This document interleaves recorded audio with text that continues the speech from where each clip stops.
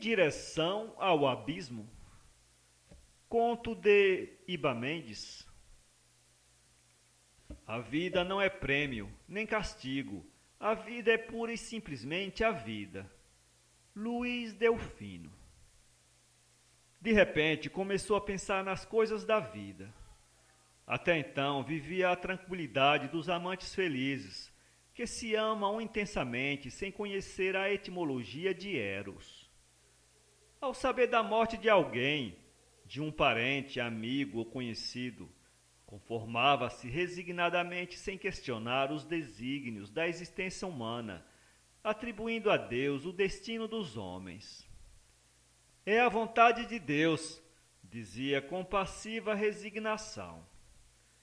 Adaptava-se às circunstâncias e se submetia à sorte com a igual naturalidade de quem fuma um charuto de Havana, com a diferença de que este vê esvair a fumaça com a mesma angústia dos poetas e dos filósofos.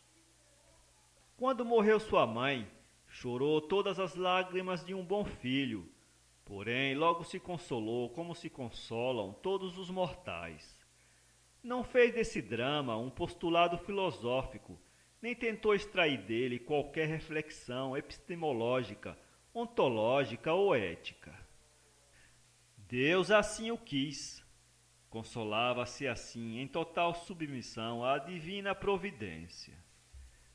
Foi a leitura de um clássico russo, de autoria do célebre escritor Lev Tolstói, que fez despertar nele um novo ímpeto filosófico.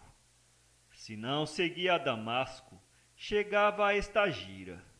Enquanto ali a revelação cegara os olhos do apóstolo, aqui se abriria a visão do filósofo. De uma hora para outra passou a questionar tudo e a todos, a querer saber as razões disso, as causas daquilo, o porquê de existirmos, de onde viemos, para onde iremos, enfim. Passou a discorrer e raciocinar sobre quaisquer assuntos, inclusive sobre o nada absoluto. Com o tempo, tornou-se pessimista e se embrenhou em Schopenhauer. Plus ultra. Queria ir além do senso comum. Todavia, não ambicionava encontrar a fórmula da vida, nem tensionava inventar um medicamento sublime, um emplastro anti-hipocondríaco, destinado a aliviar a nossa melancólica humanidade. Queria apenas entender a vida na sua essência, compreender o homem na sua origem. Foi assim, nessa busca sedenta, que se entregou de corpo e alma aos estudos, lendo tudo, de Platão a Paulo Coelho. Em Drummond, descobriu que a vida é vontade de morrer. Em Jean-Paul Sartre, um pânico no teatro em fogo. Em Shakespeare, uma história contada duas vezes. Em Erasmo de Roterdã, uma peça de teatro. No Talmud, a sombra de um pássaro que nos sobrevoa. Na Bíblia, um vapor que aparece por um pouco e depois se desvanece, etc, etc, etc. Ao cabo de rigorosa investigação filosófica, concluiu que não sabia nada e se embrenhou por fim no ceticismo. Embora não duvidasse da existência de um ser supremo, não podia conceber uma divindade conceitualmente religiosa, criada pelas conveniências dos séculos, padronizada pela força dos homens e enraizada nas mentes pelo estigma do pecado e do medo.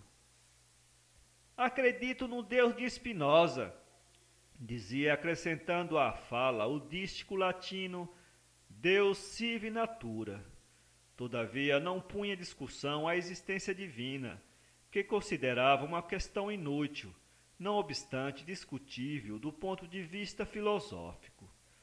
Foi exatamente isso que externou num debate, quando lhe pediram uma prova científica da existência de Deus. Qual a lógica mais razoável? Objetava com acentuada ironia. Provar a Deus ou deixar que ele mesmo se faça provar? Por que essa imperiosa necessidade de se prová-lo, supondo que ninguém lhe tenha perguntado se deseja ser provado? Aos de tendências religiosas continuava: por que não estabelecer a fé como único parâmetro para se chegar a ele? E aos que o contestavam, arrematava por fim: por que não deixar que o fluir do tempo o conduza ao mar do esquecimento?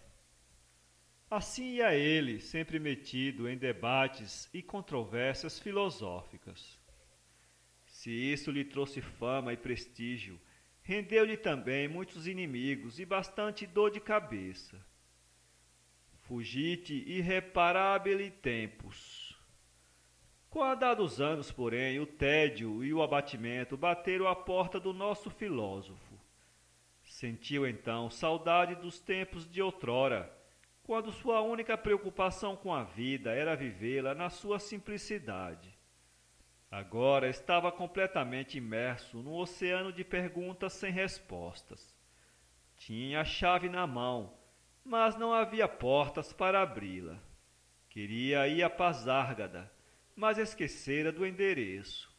Restava-lhe, pois, mergulhar cada vez mais fundo, mais fundo, mais fundo, mesmo sabendo que seguiria em direção do abismo.